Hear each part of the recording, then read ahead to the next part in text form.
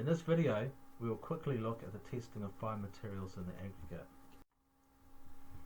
Silts and clays can result in a loss of strength in the aggregate mix if present in large enough proportions.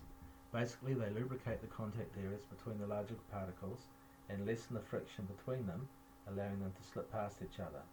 They can also clog up the aggregate layer, preventing water draining out, and they also absorb water. Too much water in the aggregate layer also weakens it through lubrication of contact areas and from water pore pressure, preventing the particles from making full contact. However, a small proportion of clays or silts is not going to cause any significant effects. Therefore, we need to get an idea of the proportion of fine particles in the aggregate and whether they are silts or clays. In addition, we are interested in what types of clays they are, as some clays cause more trouble than others. The first test is the sand equivalent test, which tests a sample of aggregate passing a 4.75mm sieve. The test provides an indication of the proportion of the sample that is sand compared to that which is clay. A high number indicates a small percentage of clay in the portion, which is good, while a lower number indicates that clay forms a higher percentage of the fine materials, which is bad. TNZM4 requires a sand equivalent not less than 40.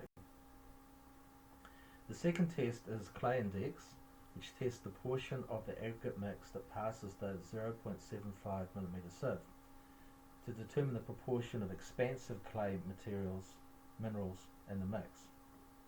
Many fine clays can expand significantly when wet, which can cause a weakening of the layer and cause the layer to expand, which could cause bumps and undulations in the road surface, as well as breaking up the seal. This test determines the proportion of these types of clays is below the levels where they could cause problems.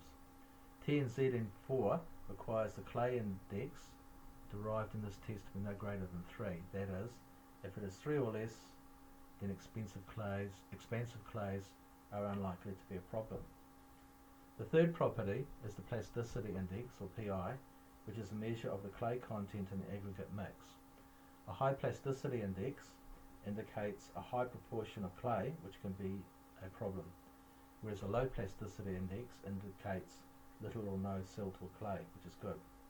TNZM4 requires the plasticity index to be no greater than 5. You don't need to know how these tests are undertaken.